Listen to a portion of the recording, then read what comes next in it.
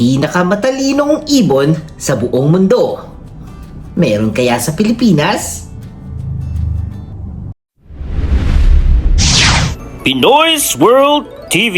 Hihihihi.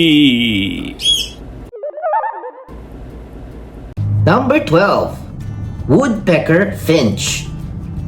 Sa unang tingin, mukha silang simpleng maliit na ibon, pero kakaiba sa kanila, isa sila sa iilang ibon sa mundo na regular na gumagamit ng tools para makakuha ng pagkain. Kapag may insekto o gagamba na nakatago sa loob ng butas ng kahoy, hindi sila basta sumusuko. Kukuha sila ng maliit na sanga, tinik ng cactus o anumang matulis na bagay. Tapos gagamitin niya itong parang maliit na spear para kutkutin ang pagkain palabas. Ang mas nakakabilig pa dito, hindi lang sila basta gumagamit ng tools. Minsan, binabago nila ang hugis ng sanga o tinik para mas maging epektibo ito. Para siyang may sariling version ng kutsilyo, tinidor or screwdriver, pero pang insekto lamang. Kaya kahit malit siya, pasok siya sa ating listahan. Number 11. Pigeon. Oo, tama narinig mo. Ang ibong madalas nating nakikita sa park, kalsada at plaza. Ang pigeon ay isa sa pinaka-underrated na matatalinong ibon sa mundo. Maraming tao ang tingin sa pigeon ay ordinaryong ibon lamang. Pero sa totoo lang, napakagaling nila sa navigation. Kaya noon, ginagamit sila bilang messenger birds dahil kaya nilang bumalik sa kanilang tirahan kahit napakalayo ng pinagdalhan sa kanila. Pero hindi lang yun ha. May mga pag-aaral din na nagpapakita na kagaya ng pigeons, kaya nilang kumilala ng mukha ng tao. Ibig sabihin, kung lagi silang tinataboy o lagi silang pinapakain, may posibilidad na maalala kanila. Kaya rin nilang mag-recognize or categorize ng images. May mga experiments kung saan natututo sila makilala ang pagkakaiba ng objects, patterns at pictures. Para bang may maliit silang image recognition system sa utak. Kaya bago mo maliitin ang pigeon na nasa bangketa, tandaan mo, baka mas matalas pa ang memorya niyan kaysa sa taong nakakalimot. Ha? Number 10. Jackdaw. Ito ay hindi lang basta maingay na ibon. Marunong silang makipag-communicate, magbasa ng body language at makilala ang direksyon ng tingin ng tao. Isipin mo to, kapag may tao na nakatingin sa kanila o sa pugad nila, kaya nilang ma-detect na may posibleng threat. Hindi lang nila tinitingnan ang katawan ng tao, binabasa rin nilang mata at direksyon ng tingin. Sa mundo ng mga hayop, malaking bagay yon kasi hindi lahat ng hayop ay marunong gumamit ng gaze or tingin bilang clue. Pero ang jackdaw, kaya niyang maintindihan na kung may nakatingin sa isang bagay, may ibig sabihin yon. At dahil social sila, magaling silang matuto at mula sa isa't isa, lagi silang sama-sama. Kung may isang jackdaw na nakadetect ng panganib, ay mabilis kumalat ang babala sa grupo. Parang sa tao rin may isang kapitbahay na puro chismis. At ilang minuto lang, ay alam na ng buong barangay. Number 9. Clark's Nutcracker. Ang ibong ito ay kilala sa napakagaling nitong spatial memory. Tuwing taglagas, nagtatago ito ng libu-libong pine seeds sa iba't ibang lugar para may makain sa taglamig. Hindi lang 10, hindi lang 100. Ang isang Clark's Nutcracker ay kayang magtago ng 10,000 seeds sa libu-libong magkakaibang taguan. At ang pinaka nakakagulat, kayang-kaya niyang balikan ang marami sa mga taguang yon kahit lumipas ng ilang buwan, kahit natabunan ng snow ang paligid. Para sa atin, minsan nga nakakalimutan natin saan natin nalagay ang mga susi or cellphone, di ba? Pero ang ibong ito, kaya nilang alalahanin ang locations ng pagkain niya sa napakalawak na teritoryo. Kaya, kung memory test ang labanan, huwag mong kalabanin ang Clark's Nutcracker. At baka, mapahiya tayo dito. Number 8. Eurasian Jay. Ito ay nagtatago rin ng pagkain, pero ang talino niya ay hindi lang basta, saan ko itinago ito? Tweet tweet! Ang mas interesting, kaya niyang tandaan ang ano, saan at kailan nangyari. Halimbawa, kung nagtago siya ng isang pagkain na madaling masira, kailangan niyang tandaan kung kailan niya ito tinago. Kung masyado nang matagal, hindi na sulit balikan. Pero kung matibay ang pagkain, pwede niya itong itago ng mas matagal. Itong tinatawag ng researchers na episodic-like memory. Sa simpleng Tagalog, parang may kakayahan siyang maalala ang isang pangyayari bilang specific event. Hindi lang basta habit, May mga ebidensya rin na kaya nilang magplano based sa future needs. Hindi lang sila kumikilos dahil sa gutom nila. Minsan, naghahanda sila para sa gutom nila bukas at sa future. Number 7. Goffin's Cockatoo. Ang ibong ito'y kilala sa mechanical problem solving. Bigyan mo siya ng puzzle, box, lock, bolt, latch o tool-based challenges ay madalas hindi siya basta susuko. May mga eksperimento kung saan nakitaan ng Goffin's Cockatoos ng kakayahang gumamit at gumawa ng tools. May pagkakataon ding kailangan nilang pumili kung kukuha sila ng immediate reward o magpipigil muna para makakuha ng mas magandang reward later.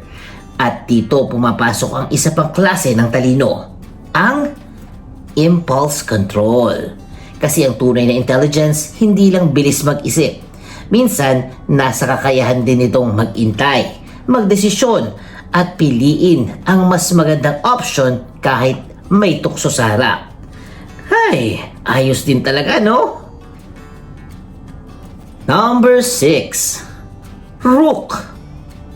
Isa sa pinaka-famous na experiment sa rooks ay parang galing mismo sa kwentong The Crow and the Pitcher. May pagkain na lumulutang sa tubig sa loob ng tube pero hindi maabot ng ibon. Anong ginawa ng rook? Naglagay siya ng bato sa tube para tumaas ang water level hanggang sa maabot niya ang pagkain. Simple pakinggan pero napakalalim nito.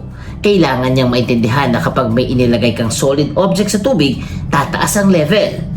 Kailangan din niyang malaman kung ilang bato ba ang kailangan at kung alin ang mga epektibo. Mas nakakabilib, marunong silang pumili ng mga mas kapaki-pakinabang na bagay. Halimbawa, mas malaking bato kung saan mas mabilis nitong mapapataas ang tubig. Ibig sabihin, hindi lang sila nang huhula, may understanding sila ng cause and effect. Number 5. Eurasian Magpie. Ito ay isa sa kakaunting non-mammal species na nagpapakita ng ebidensya ng self-recognition sa salamin. Sa mirror test, nilalagyan ng maliit na marka ng hayop sa parte ng katawan na hindi niya direktang nakikita. Kapag tumingin siya sa salamin at sinubukan tanggalin ang marka sa sarili, ibig sabihin, posibleng naintindihan niya na ang nasa reflection ay siya mismo. Napakalaking bagay nito, Kasi karamihan sa mga hayop kapag nakakita ng reflection, akala nila ibang hayop yun. Yung mga uwak nga sa bahay namin kinakalaban yung sarili nila kaharap ng salamin. Pero ang Eurasian Magpie, sa ilang eksperimento, nagpapakita ng behavior na tila kinikilala niya ang sarili nila. Dapat lang banggitin na may debate pa rin sa science tungkol sa mirror test at kung paano ito ay dapat i-interpret. Pero kahit ganon, nananatili itong isa sa pinaka-interesting na ebidensya ng advanced cognition sa ibon. Number 4. Kea. Sila'y kilala bilang isa sa pinaka-mischievous bird sa mundo. Marunong sila magbukas ng backpacks, magkalikot ng gamit ng hikers, at minsan sirain ang rubber parts ng sasakyan. Pero hindi lang sila makulit, matalino talaga sila. Kaya nilang lutasin ang complex mechanical puzzles. Mahilig sila mag-explore, sumubok, magkamali, at ulitin hanggang makuha ang solusyon. Sa madaling salita, natututo sila sa mga experiments. Sila ay magandang halimbawa ng talinong galing sa curiosity. Hindi sila naghihintay na turuan. Sila mismo ang naghahanap ng paraan para ma-solve yung problem. Kaya kung may ibon kang hindi dapat iwanan malapit sa zipper, lock, bag, or pagkain, yun ay ang Kea. Number 3. Uwak. Ang uwak ay hindi lang creepy bird sa mga pelikula at legends. Sa totoong buhay, isa sila sa pinaka-advanced problem solvers sa Bird Kingdom. May mga pag-aaral na nagpapakita na kaya ng ravens na magplano para sa future. Halimbawa, kaya nilang pumili ng tool or token ngayon kahit hindi pa naman nila magagamit agad dahil alam nilang mapapakinabangan nila ito in the later days. Ibig sabihin, hindi lang sila nakatutok sa present moment. Kaya nilang isipin ang mga mangyayari later at gumawa ng decision based doon. May exceptional memory rin ang mga ravens or ang uwak. Kaya nilang maalala ang mga ibang ibon, tao, lugar at experiences. Sa wild, malaking advantage yun, lalo na kung kailangan nilang tandaan kung sino ang threat, saan may pagkain at kailan sila dapat umiwas. At dahil social din sila, marunong silang makipaglaro, manloko, at minsan magtago ng pagkain kapag alam nilang may nanonood. Parang may trust issues din sila, pero in a very intelligent way. Number 2. African Gray Parrot. Hindi lang sila magaling manggaya ng boses. Ang tunay na talino ng African Gray ay nasa kakayahan nilang i-connect ang words sa meaning. Ang pinaka-famous example dito ay si Alex, isang African Gray Parrot na pinag-aralan ng animal cognition researcher na si Dr. Irene Pepperberg. Si Alex ay natutong kumilala ng kulay, shape, material, number at concepts tulad ng same at different. Hindi lang siya basta umuulit ng tunog. Sa maraming tasks, nagpapakita siya ng understanding. Kapag tinanong siya tungkol sa object, kaya niyang sagutin kung anong kulay, anong shape, or ilang item. May mga evidence rin na naintindihan niyang concept ng none na parang idea ng wala or zero. Para sa isang ibon, ay napakalalim nun. Kaya kung may African Gray Parrot na nagsasalita sa'yo, huwag mong isipin agad na nanggagaya lang siya. Baka may alam siyang mas marami pa sa inaakala mo. Number 1. New Caledonian Crow. Kung ang ibang ibon ay gumagamit ng tools, ang ibong ito naman ay gumagawa, nagmo-modify at pumipili ng tools na parang tunay na craftsman. Kaya nilang gumawa ng hooks mula sa twigs para hilahin ng grubs at insects mula sa loob ng kahoy. Hindi ito simpleng pagpulot lang ng patpat, pinoproseso nila ang material, binabago ang shapes at ginagawang mas useful ang tool. May mga pag-aaral na nagpapakita na kaya nilang gumawa ng compound tools. Ibig sabihin, pinagsama-sama nila ang objects para makabuo ng mas magagandang tool na makakatulong sa kanilang maabot ang pagkain. Ito ang dahilan kung bakit sila ang number 1. Hindi lang sila problem solvers, para din silang inventors. Ito'y patunay ng intelligence nila ay pwedeng mag-evolve sa iba't ibang anyo. Hindi kailangan ng kamay para gumawa ng tool. Kailangan lamang ay talino. Kaya kung may genius bird sa mundo, malakas ang laban ng New Caledonian Crow.